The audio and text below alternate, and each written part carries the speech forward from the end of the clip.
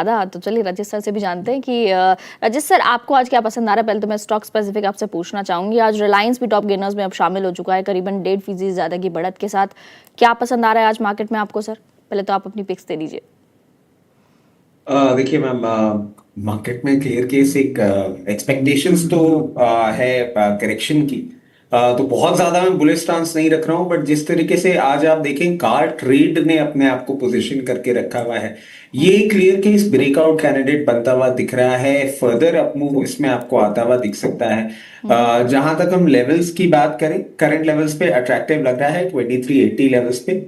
पहला टारगेट हमारे लिए 2507 लेवल का है, 2507 रुपए। उसके बाद 2636 लेवल्स तक जाता हुआ दिख सकता है। स्टॉप लॉस 2316, 2316 रुपए के स्टॉप लॉस के साथ आप इस पर्टिकुलर बेट को अप्रोच कर सकते हैं।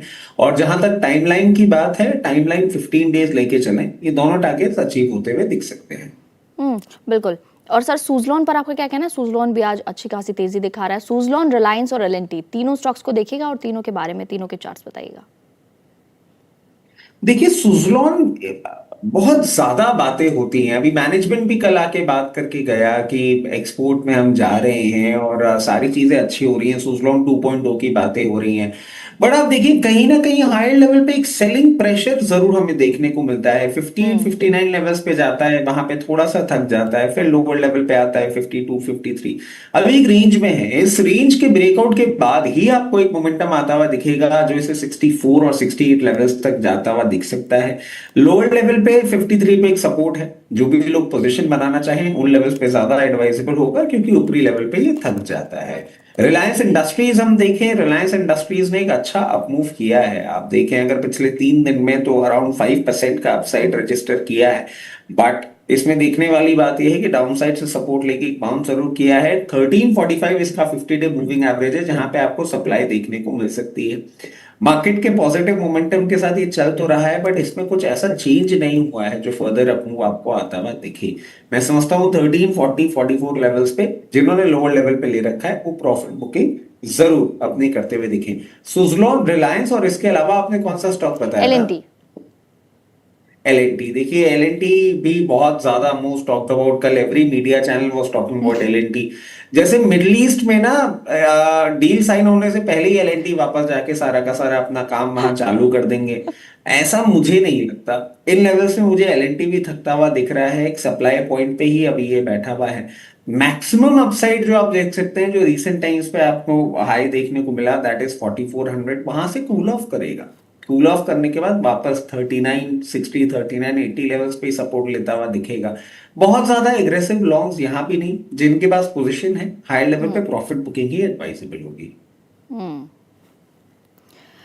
Sunil sir, FMCG and pharma दोनों स्पेस कैसे लगते हैं आपको? कुछ इनमें जो पसंद है आपको, कुछ आपकी टॉप पिक्स, कुछ आपको लगती हैं कि बेटर लग रही है मार्केट में? मैं स्टॉक स्पेसिफिक आई बातें नो। नहीं करता हूँ, तो ठीक है। तो एफएमसीजी में मैं अभी भी इसको थोड़ी सावधानी की सलाह दूंगा, बिकॉज मानसून का इम्फेक्ट डायरेक्टली रूरल डिमांड के ऊपर आता है। और यस, तेल के दाम घटने का पॉजिटिव है उनको, क्योंकि उनके भी ऑयल रिलेटेड चीज़ें यूज़ करते हैं, तो वो थोड़ी पॉजिटिव है। मगर रूरल डिमांड एक क्रिटिकल फैक्टर होता है जो कि मानसून की आउटलुक से जुड़ी होती है, तो थोड़ा सावधान रह के वेट करेंगे। बट उसमें और एक पॉजिटिव चीज़ जो है एफआईएस की वापसी होगी, तो ज़रूर वो भी एफएमसीजी को पसंद करते हैं एज अ सेफर जोन। तो इसलिए मैं वेट एंड वॉच कहूँगा कि अगर एफआईएस की वापसी दिख रही है और मानसून की भी खबर थोड़ी अच्छी आ रही है, तो आप उसमें पॉजिटिव है, तो थोड़ा वेट एंड वॉच कीजिए, क्योंकि अभी मानसून डेवलपिंग सिटी पे है। सेकंड, आपने जिक्र किया था फार्मा का। अब फार्मा की बात क्या है कि देखिए बिजनेस ग्रोथ और ये सब अच्छी है, मगर रुपए के कारण जो एक पॉजिटिविटी होती थी, अब रुपए थोड़ी स्ट्रेंथनिंग जोन में है, तो वो नेगेटिव है। इसलिए कल देखिए pharma was the one sector under performing. But ये एक मैं मानता हूँ कि it's a temporary reaction, because ये जो आरबीआई की स्टेप्स जो है रुपए के लिए, मैं मानता हूँ कि ये शॉर्टर टर्म में 3 to 6 मंथ्स में डॉलर इन्फ्लो के स्पॉट रुपी आपको करेक्ट, आई मीन स्ट्रेंथन होकर दिखेगी। और मगर फिर भी एक मीडियम टर्म आउटलुक में मैं अभी भी 96-97 की डॉलर रुपी को देख रहा हूँ, बिकॉज इंटरेस्ट रेट डिफरेंशियल के कारण। तो मेरा मानना है कि ये शॉर्ट टर्म थोड़ा अभी माहौल है कि रुपी स्ट्रेंथन हो रहा है, इसलिए थोड़ी पिटाई हो रही है उधर, तो उसको अगर पार कर दें तो फार्मा की आउटलुक मुझे पॉजिटिव है। बस एक वो रुपये की करेंसी, दूसरी बात है कि देखिए मिस्टर ट्रम्प के पास अभी ट्रेड डील की बात हो रही है, तो उसमें फार्मा कैसे शामिल होता है देखना चाहिए। बिकॉज जेनेरिक्स में देखिए अभी तक उन्होंने जेनेरिक्स में हाथ लगाने की बात नहीं, बट फार्मा के ऊपर उनका बहुत ध्यान है कि प्रोडक्ट के लेवल पे वो 200% टैरिफ की भी बात कर रहे हैं। और ट्रम्प के पास एक चीज़ है कि वो अभी ढूंढ रहे हैं सेक्शन 124 और सेक्शन 302, राइट, उनमें अंदर कैसा टैरिफ घुसा जाए सभी के ऊपर। तो उसमें फार्मा में क्या होता है कि हम जो हमारी लेबर जो है उसके ऊपर वो आप चीप लेबर को इस्तेमाल कर रहे करके कुछ कर सकते हैं, तो ये एक स्लाइट ओवरहैंग है। तो मैं कहूँगा कि लॉन्गर टर्म में मैं रीजनेबली बुलिश हूँ, स्पेशली ब्रॉडर फार्मा। उसमें अगर खाली एक्सपोर्ट ओरिएंटेड को हटाकर देखिए, डोमेस्टिक फार्मा, डायग्नोस्टिक, हॉस्पिटल्स, इन सबको जोड़ के एक टोटल हेल्थ केयर देखें, तो मैं अभी भी कहूँगा कि आप अक्यूमुलेट कर सकते हो, क्योंकि जो भी करेक्शन अभी आ रहा है वो अच्छा अपॉर्चुनिटी है। थोड़ा लंबी अवधि मन में रखने की जरूरत है, क्योंकि ये नियर टर्म में ये प्रेशर्स और ये दिख रहे हैं, उसको पार करके आपको सोचना है उनके बारे में। But otherwise it's a very strong sector in the medium term. बिल्कुल। रचित सर, एक स्टॉक देखिएगा, सोनाटा सॉफ्टवेयर। सोनाटा सॉफ्टवेयर करीबन 17% की तेजी ये स्टॉक दिखा रहा है। चार्ट्स पर कैसा लग रहा है ये आपको? देखिए, सोनाटा सॉफ्टवेयर आप देखें, एक अच्छा मोमेंटम और वॉल्यूम बेस्ड मोमेंटम कहीं ना कहीं देखने को मिल रहा है। अगर वैल्यूएशन टर्म्स में भी देखें तो 16 के पी पे है, बहुत टाइम से अंडर परफॉर्म कर रहा था। आप देखें कल ही की ट्रेडिंग सेशन में 50 डे मूविंग एवरेज को ब्रीच करके आज एक अच्छा मोमेंटम दिखा रहा है। हल्का सा एक सप्लाई जरूर आपको देखने को मिल सकता है 314 316 लेवल्स पे। 314 ऑड लेवल्स का इसका 200 डे मूविंग एवरेज है। अगर उसको इसी वॉल्यूम बेस्ड रैली पे ये ब्रीच करता हुआ आपको दिखता है, तो हो सकता है आपको आने वाले दिनों में 368 लेवल्स भी जाता हुआ ये दिखा दे।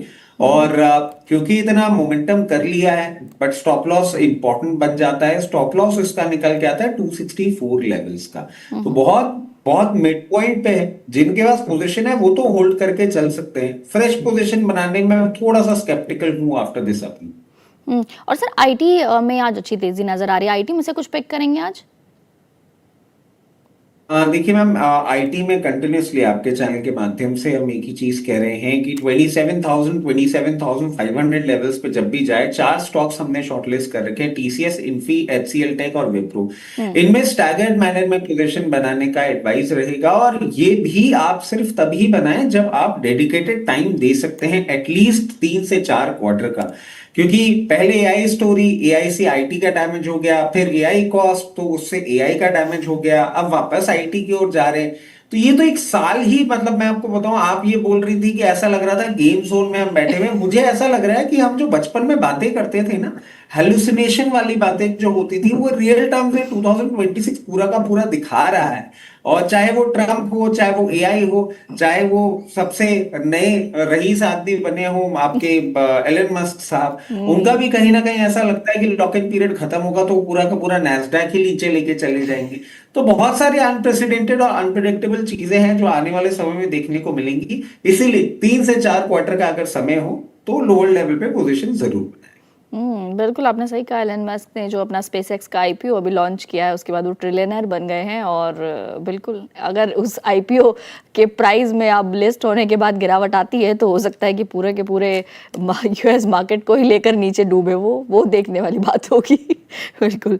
सुनील सर, मेटल स्टॉक्स पर आपका क्या कहना है? या पूरे मेटल सेक्टर और इसके साथ ही ईवी इंक्लूडिंग ऑटो स्टॉक्स, इनमें से क्या कुछ 2 व्हीलर 4 व्हीलर, किस पर आपको ज्यादा इस वक्त बुलिशनेस नजर आ रही है? नहीं, पहले मेटल्स के बारे में मैं कहूँगा कि it's purely a traders sector. ये निवेश के लिए, क्योंकि इतनी आपको हार्ट अटैक बीच में देगी, बहुत उत्साह भी जनक आएगी और बहुत नाराजगी भी आएगी। तो आपके लिए ब्लड प्रेशर का मेडिसिन, दवाई तो लेना पड़ेगा अगर अपने मेटल्स को, क्योंकि ये ग्लोबल सिक्लिकल है।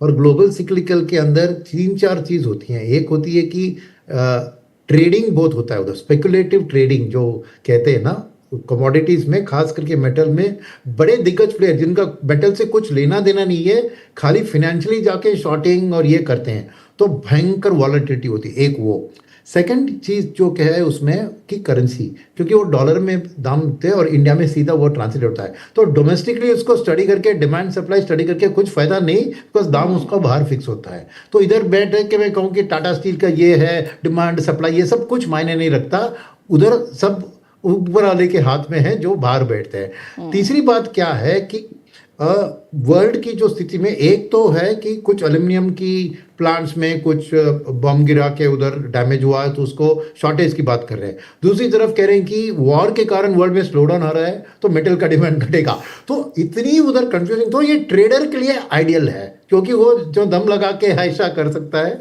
तो उसके लिए आइडियल है। बस एज ए इन्वेस्टर आप होल्ड कर रहे हैं ना, तो मैं कहूँगा आपको होल्ड ही करना है, तो 5 या 10% आपके पोर्टफोलियो में चुन लीजिए और ब्लाइंडली उसको डाइवर्सिफाइड मेटल पैक को खरीद के बैठ जाइए। जिस दिन आपको पैसा निकालना है उस दिन चाहे ऊपर हो या नीचे हो, वो आपके फेट, आप समझिए आपकी नसीब है तो बनेगी पैसा, नहीं तो नहीं। नहीं तो इट इज़ नॉट समथिंग जो फंडामेंटल को स्टडी करके हम एक कॉल ले सकते हैं, बिकॉज ये फैक्टर्स बहुत है, बहुत वॉलेटाइल सेक्टर है।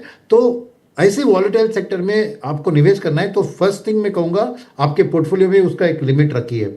सेकंड, आप जो एंटर कर रहे हैं तो उसको स्टैगर्ड तरीके से ऑलवेज यूज़ कीजिए, एक SIP या स्टैगर्ड अप्रोच में खरीदें, क्योंकि तभी आपको वॉलेटिलिटी का फायदा मिल सकता है। तीसरी बात है, इवन एज ए ट्रेडर आप एंटर कर रहे हैं तो आपका स्टॉप लॉस और book profit clear cut fix कीजिए और उस डिसिप्लिन से आप काम कीजिए।